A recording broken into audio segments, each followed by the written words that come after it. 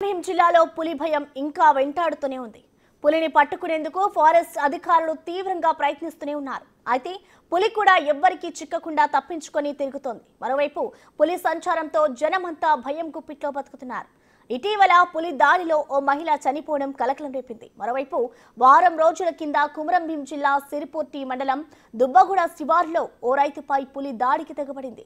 పనుల నిమిత్తం పొలానికి వెళ్లిన రైతు సురేష్ పై దాడి చేసి అతన్ని తీవ్రంగా గాయపరిచింది. దీంతో వారం 10 రోజులుగా హాస్పిటల్లో చికిత్స పొందుతూ డిశ్చార్జ్ అయ్యారు. అయితే పులి ఎట్లా దాడి చేస్తుంది, ఎలా తప్పించుకున్నాడో అనే సురేష్ మాటల్లోనే విందాం.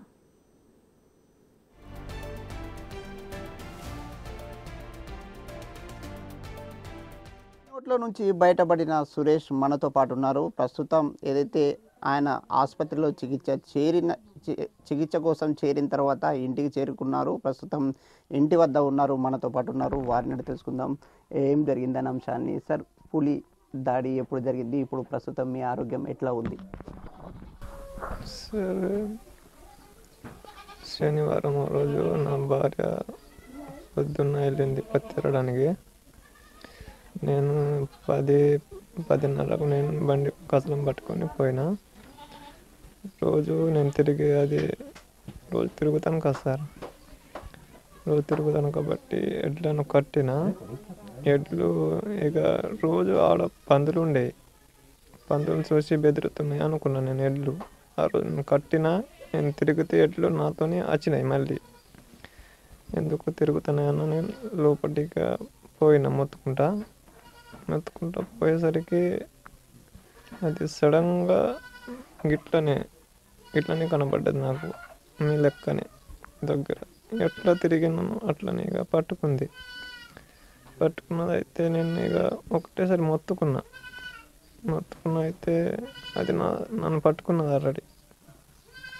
పట్టుకున్న తర్వాత నేను మొత్తుకున్నా, ఇక్కడ పులి ఉన్నది, పులి పట్టింది అన్న నేను చూసిన. అంతే ఇక అంతతోటి ఇక పరిగెత్తుకుంటూ వచ్చింది. అది కూడా చూసిన నేను. పరిగెత్తుకుంటూ వచ్చిన తర్వాత మళ్ళీ అక్కడి నుంచి నాకు ఇక అంత తెలుసు. అంటే ఎక్కడ పట్టుకున్నది? 2 సార్లు పట్టుకున్నదా, ఒకసారి పట్టుకున్నా? ఫస్ట్ ఒకసారి పట్టింది, నేను మొత్తుకున్నా కదా, వదిలింది కదా. మళ్ళీ ఒకసారి పట్టి గిట్లా గుంజింది, గుంజుకెళ్ళింది అన్నట్టు.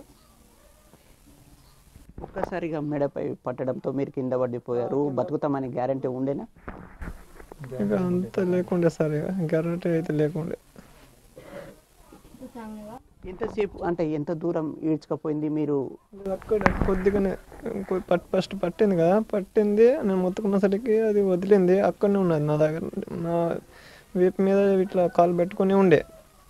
మళ్ళీ నేను మొత్తుకున్నసరికి మళ్ళీ పట్టింది, గిట్లా కొద్దిగా గుంజిన తర్వాత ఇక మా ఆవిడ వచ్చింది.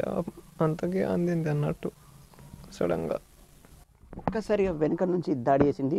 ఏదైతే వెన్నుపూసపై ఏదైతే కాళ్ళు వేసి మెడపై దాడి చేసిందా? అట్లనే అంతే. వెన్నప్పుడు ఇక్కడ పెట్టింది కాలు, ఇక్కడ పట్టింది, ఇట్లా నోటితో పట్టింది ఆల్రెడీ. ముఖ్యంగా ఇప్పటికే ఈ ప్రాంతంలో ఒకరి ప్రాణాలు తీసింది, అదేవిధంగా మిమ్మల్ని గాయపరిచింది. అట్లాంటి పులి నుంచి మీరు బయటపడతా అనుకున్నారా? దేవుడి దయ వల్ల బయటపడ్డా అనుకుంటున్నారా? దేవుడి దయ వల్లనే. అంతే. నాకైతే బ్రతుకుతాని లేకుండే ఆశ, కానీ దేవుడి దయ వల్లే. ఇక నాకు తెలిసి పులి నుంచి బయటపడ్డ వాళ్ళు ఒక్కరు కూడా తెలియదు, మిమ్మల్ని చూస్తున్నా. కానీ ఒక్కసారి మీరైతే పులి నోట్లో నుంచి బయటపడడం, అదేవిధంగా మీ భార్య పిల్లలతో ఉండడం ఎట్లా అనిపిస్తుంది? ఇప్పుడు మంచిగా అనిపిస్తుంది సార్. మెడ భాగంలో దాడి చేసింది కదా, ఎట్లా నొప్పులు ఉన్నాయి? నొప్పులు ప్రస్తుతం ఉండే, ఇప్పుడైతే కొద్దిగా తగ్గినాయి నొప్పులు.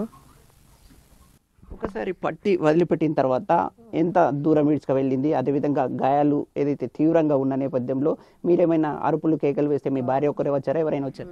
ఒక్కనే వచ్చింది. కేకలకు ఒక్కడే భార్య, నేను ఇద్దరమే ఉండే చేనులో. ఎవరు లేకుండే, పక్కన ఎవరు లేకుండే. ఆ తర్వాత మిమ్మల్ని హాస్పిటల్కి ఎవరు తీసుకెళ్లారు? ఎవరు అంటే సమాచారం ఇక్కడ ఉన్న వాళ్ళకి, గ్రామస్తులకు ఇచ్చారు? లేదు, మా భార్యనే ఇచ్చింది. మా దగ్గర సెల్ ఉండే అయితే నేనే ఆ భయంతో నన్ను లేపింది కదా భార్య. నేను లేచిన తర్వాత లేదురా అన్న తమ్ముడికి ఫోన్ చేయి, తమ్ముడు ఇంట్లోనే ఉన్నాడు, ఆయన పేరు సచిన్, ఆయనకు చెప్పన్న. ఆయన ఫోన్ చేసి చెప్పిండేది, ఆయన నమ్మలే ఫస్ట్. లేదు అట్లా అట్లా అవుతుందిరా అన్నదైతే మళ్ళీ ఆమె మొత్తుకుంటా ఏడ్చుకుంటా చెప్పింది. అయితే మా బాబాయ్, మా అల్లుడు, మా తమ్ముడు ముగ్గురు వచ్చిండ్రు ఆల్రెడీ బైక్ పట్టుకొని గిట్టని దొయ్యలకి వెళ్ళి. మేము అక్కడ కూర్చొని ఉన్నాం. వాళ్ళు మమ్మల్ని పట్టుకొని మళ్ళీ బైక్ మీద తీసుకొచ్చిండ్రు.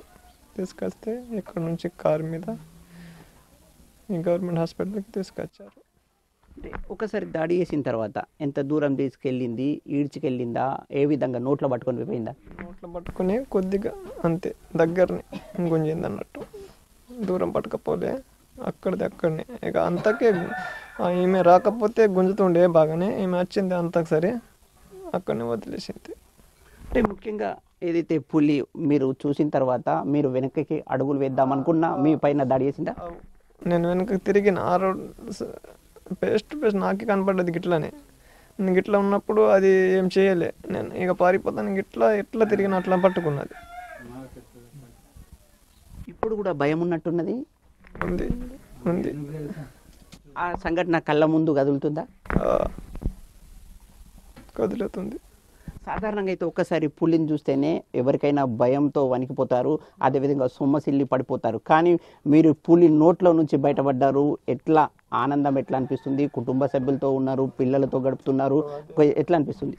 అదే నాకు మంచి అనిపిస్తుంది. ఇప్పుడు ఏ దేవుని దయ వల్ల మీరు బయటపడ్డాని అనుకుంటున్నారు? మా గుడి ఆంజనేయ వల్ల. పిల్లలు ఏమంటున్నారు? ఒకసారి పులి నోట్లో నుంచి బయటపడ్డ తర్వాత నాన్న ఇంటికి రావడం ఏమనిపించింది అని పిల్లలు ఏమన్నా చెప్తున్నారా? మాట్లాడితే పిల్లల్ని ఒక్కసారి మీరు ఏదైతే పైకి పోయి కిందికి వచ్చినట్లు అట్లాంటి సంఘటన చూసిన తర్వాత పిల్లలు ఏమన్నా అంటున్నారు? ఏమంటారు తెలుసు. మా పాప బాగా ఏడిచింది సార్.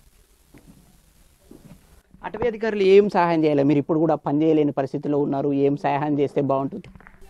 ఏమో ఇక వాళ్ళకి నాకు తెలియలేక సార్, వాళ్ళు చూడనే లేదు. ఆయన అక్కడ హాస్పిటల్లో ఉన్నప్పుడు వచ్చిండ్రు వాళ్ళు పెద్ద పెద్దలు, కానీ అప్పుడే చూసిన నేను ఎంత ఖర్చు అయినా నేను భరిస్తాను, నేను భయపడకని చెప్పి వెళ్ళిపోయాను. అంతే తెలుసు నాకు వాళ్ళ గురించి, ఆ తర్వాత ఏం తెలియదు. ఇప్పుడు మొత్తం గాయాల పరిస్థితి చూస్తుంటే వెన్నుముక ఏదైతే వీపు వైపు వెన్నుపూస భాగంలో, అదేవిధంగా మెడ భాగంలో ఉన్నాయి. ఇప్పుడు ఎన్ని రోజులు కోలుకోవడానికి సమయం పడుతుంది అని చెప్తున్నారు డాక్టర్లు?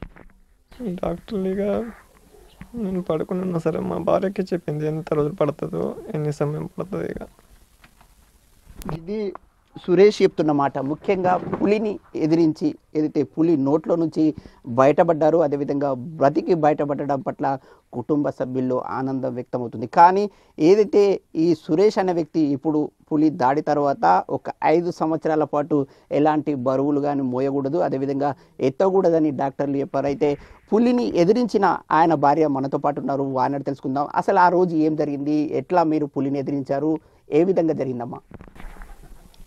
నేను ఆయన పట్టుకున్నప్పుడు అరిచిండు, కాకపోతే నేను పందులు అనుకున్నా మళ్ళీ అరుపులు బాగా వినిపిస్తున్నాయి.